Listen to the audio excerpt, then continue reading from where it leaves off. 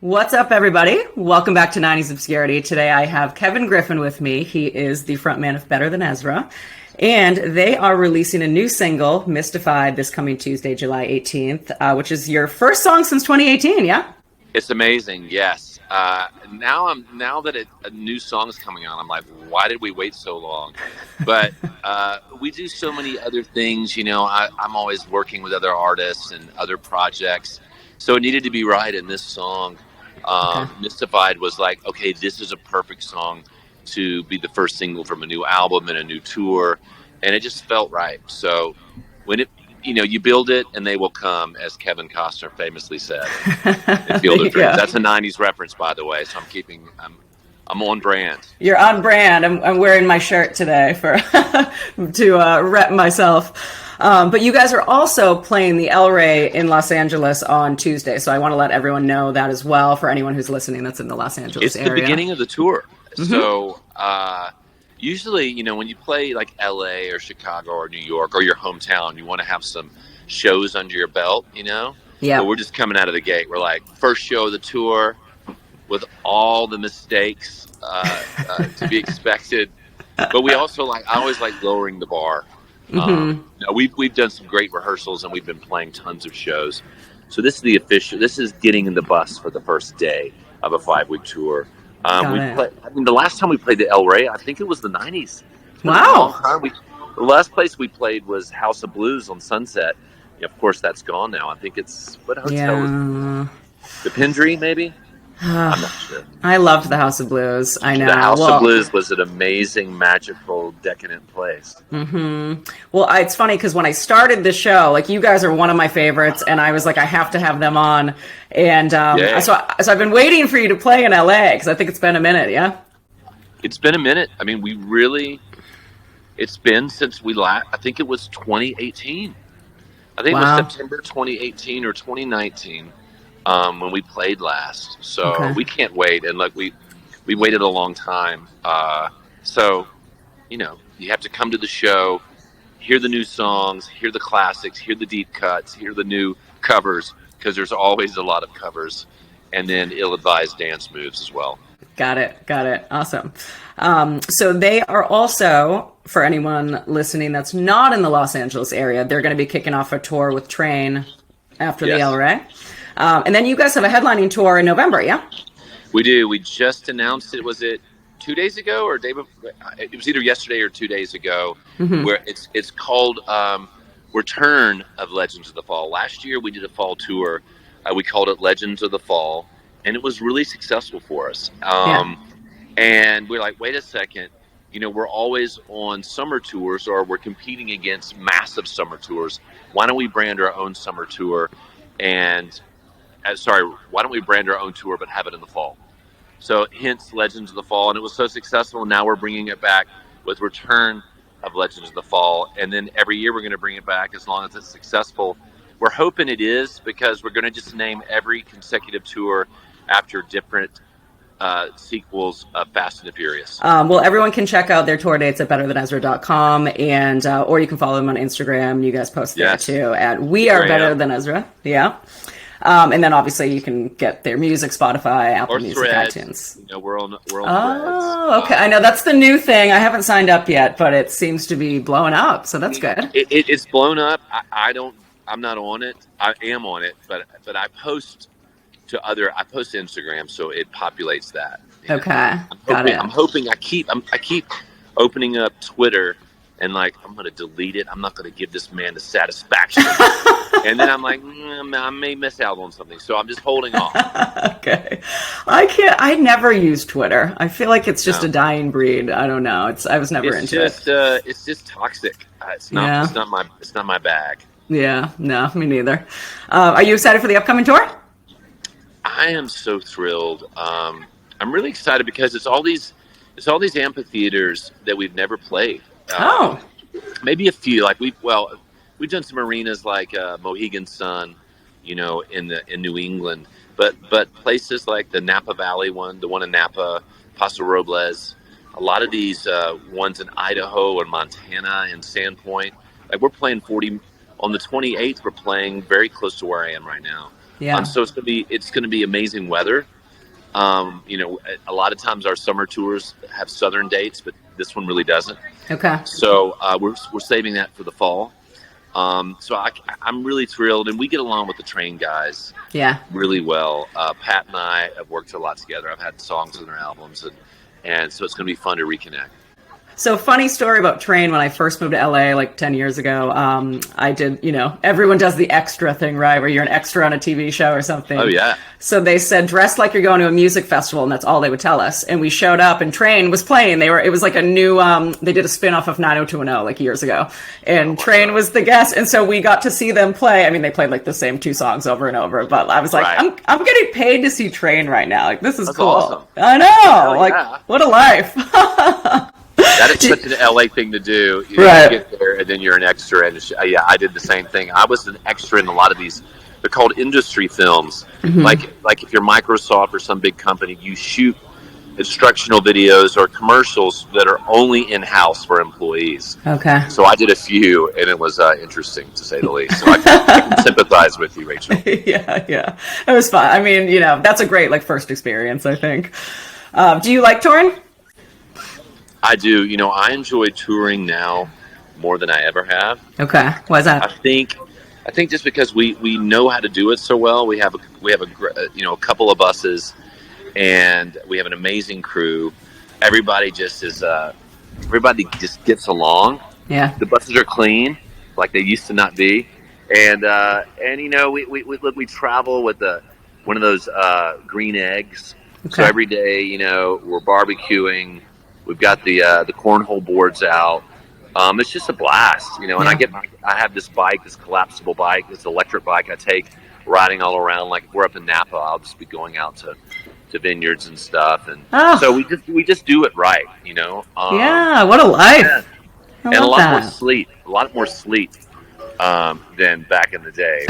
Going every night, it was a party on our bus. I'm sure. If you still want to be around, you know, and playing great music and doing great venues, you just gotta figure out how to do it smarter, better. Yeah. And I assume you probably perform better if you have better sleep, right? Oh my God, yeah, but you know, so you can't. I'm not 28 anymore. Yeah, me neither. 54. I'm 54. Jesus, oh my God. Oh well, you look very good.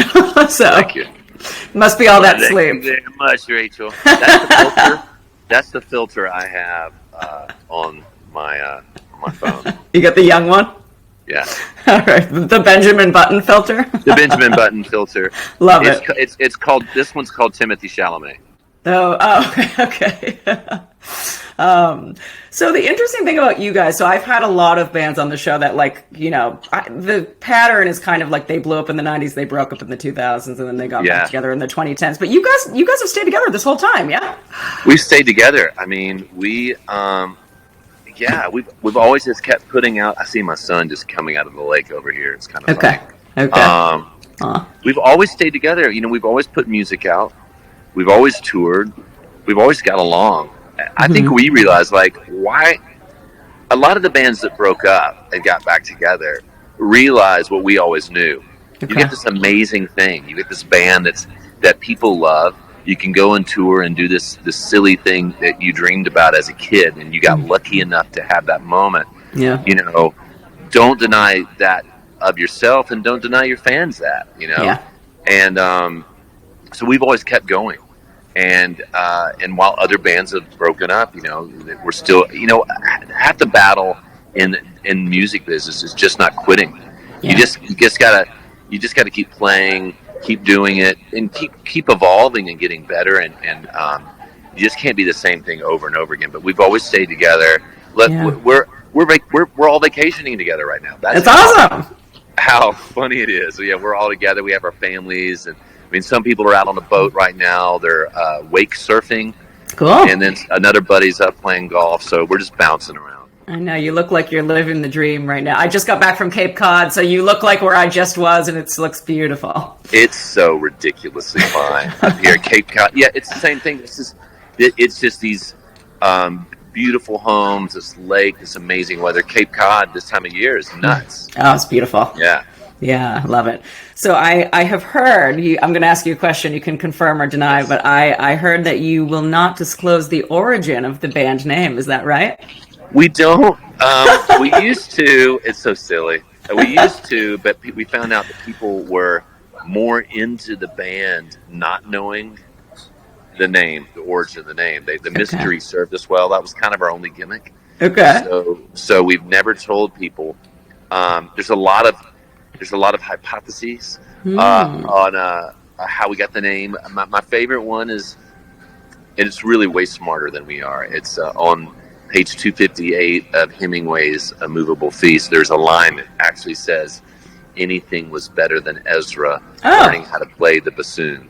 and that's not it though. That's not it, but I mean, musical Mm, Hemingway better than Ezra. I mean, Jesus, that's amazing. So yeah, it's I'll deep. take that, but it's not anything that clever. It's best left. It's like one of those great mysteries. We're kind of like the Dan Brown Da Vinci Code Okay. of bands.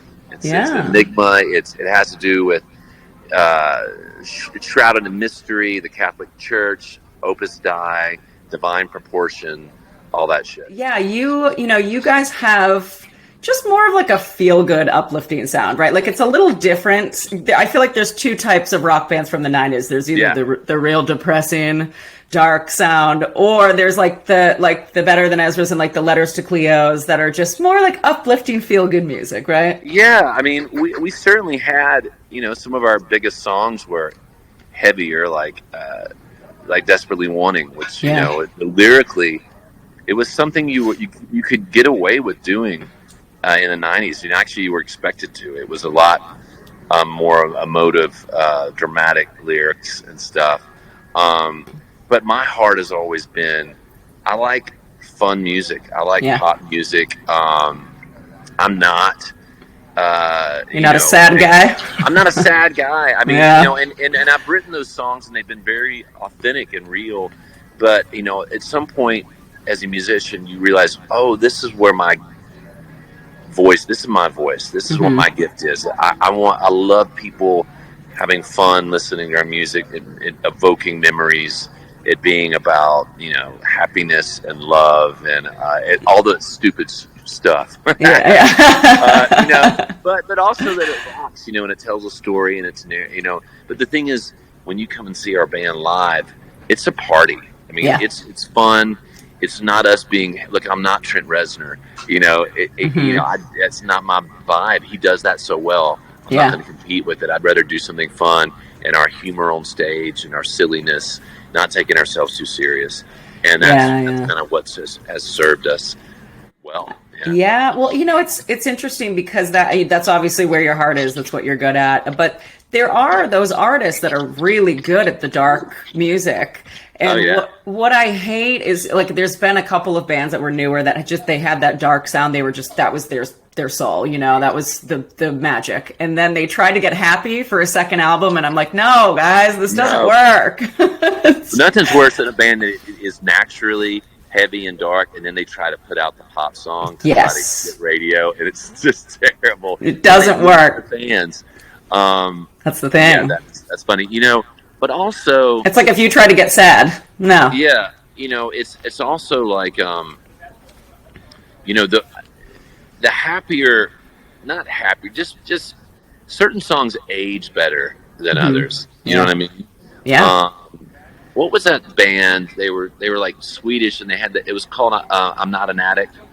Case Choice. Case Choice, and I play that on the show all the time. That was like a great one-hit wonder. It's such a good song. Yeah. But can you imagine that being your only hit song? Hey, this little song from we used to have. It's called "I'm Not an Addict." Kick it.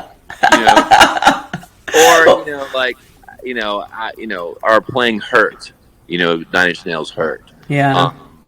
And it's beautiful, but that's not me. I bring we bring it, and that's awesome because you have those moments or those moods where you want to be that, and you can listen to that music. But when you feel like going out or having fun or maybe being on a lake, you listen to Better Than Ezra. Yeah. Well, what's funny is I know all these weird facts about these bands now from the show. And Kay's Choice was actually called The Choice, and then they got sued. So they went through the alphabet and Case choice. just picked a letter to put in front of that they thought sounded the best. But yeah, that was a song that it kind of made a comeback in like the 2010s, and because I'm from Boston, all these cover bands started covering it all of a sudden. Like it was like 15 years later, or like 10 years later or something. It was really funny. But you know what's funny is like, you know, growing up, I think Good and Juicy were like my jams from you guys, and then now I just like last year I started listening to Desperately Wanting, and I'm like, this is a great song. And like, it's now my new favorite, even though it's been out forever. You know, like, I don't know if I think maybe your music tastes change as you get older or something, or you just realize like how good a song really is. Well, they do, you know, I do that all the time. There's bands I didn't like when they came out for whatever reason. And then now I hear the music and I'm like, it's a good song. So you know? Good. I know. It's funny. Did you ever listen to Jellyfish? I loved Jellyfish. I know Roger Manning and Andy Sturmer, and Jason Faulkner. We played with the Grays, which was some of those guys. They put a band together. So I was going to ask you if you knew they had a spin-off band called Imperial Drag in the 90s, and they had like of course. Remember that? And they had a song called Boy or a Girl, and I just like rediscovered it a couple years ago, and I'm like, this is such a good song. How did I not love this song in the 90s? There's such, you know, there was, here's a nice little bit of a scoop. You know, we were signed to Elektra Records in 95, and then in 96 or 7, Third Eye Blind got signed to our label. And we were like, when we heard Semi Charmed live, we were like, this is terrible. It's just pop. We don't like this. And then Stephen Jenkins doesn't do himself any favors at all. Mm-hmm.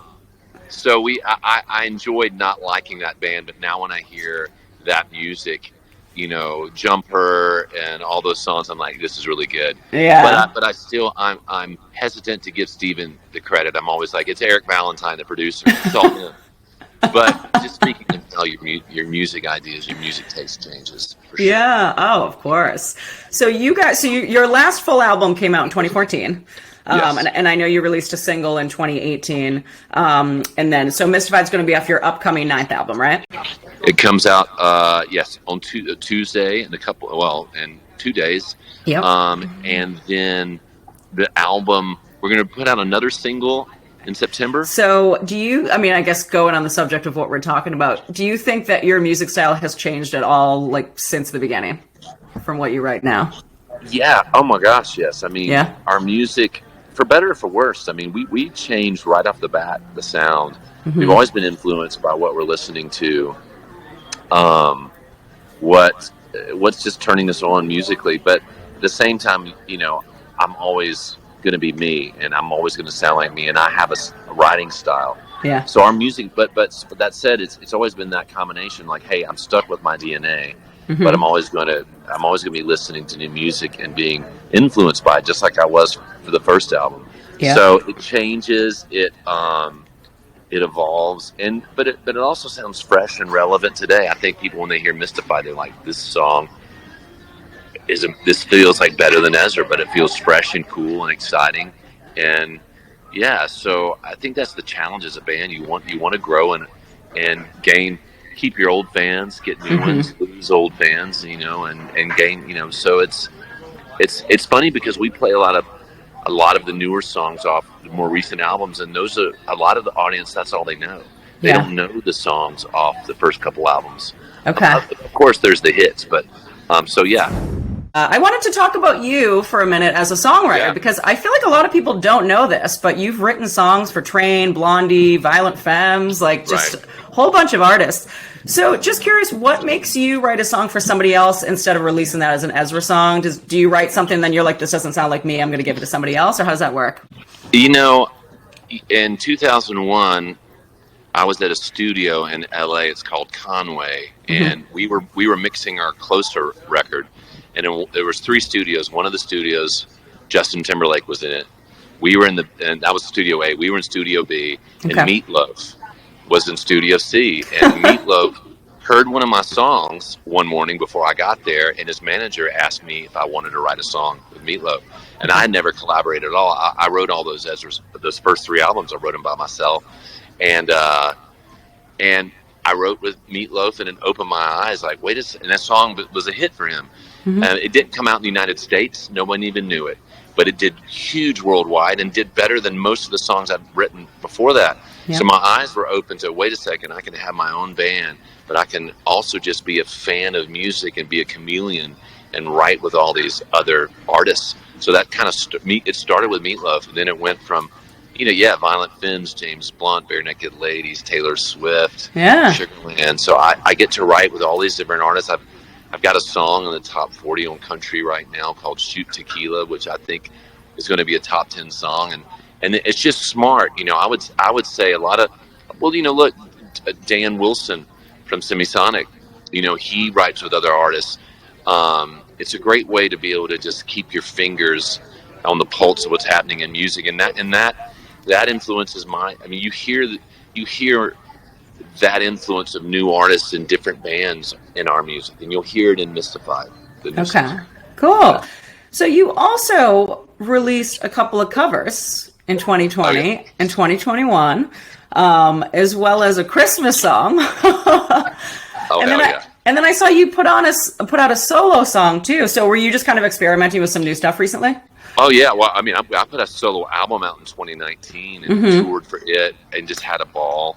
I just like what I realized is that having more irons in the fire, doing more things, collaborating with others, putting my own music out, doing different projects. Like I do a project called Ezra Ray Hart with Mark McGrath and Emerson Hart from Tonic. Cool. And we do a lot of private shows and stuff, but just doing a lot of different things keeps me happy and keeps me successful in this in the business that's so fickle. I've since 2001, not putting all my eggs in one basket and doing other things allows me to come back to Ezra and be super excited and grateful, as opposed to burned out and cynical. Before you go, is there anything else that you want to say to our listeners? Just follow We Are Better Than Ezra on Instagram to know where the tour dates are. Go to betterthanezra.com.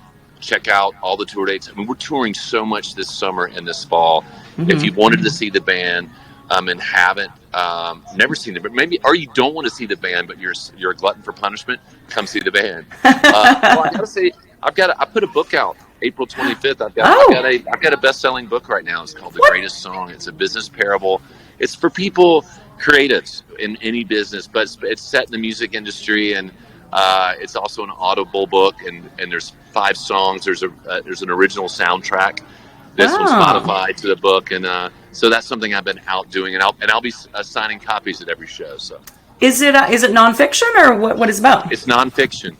It's nonfiction. It's a business parable like Who Moved My Cheese and Rich Dad Poor Dad and The Go-Giver, and it's about a songwriter in Nashville who meets this enigmatic 28-year-old billionaire who turns his life around after he's been dropped from his longtime publisher and he's struggling. So it is kind of blown up for me. It's really cool. Oh, that's great. I'm an author too. Fun fact. So I love it. I love books. I've heard that.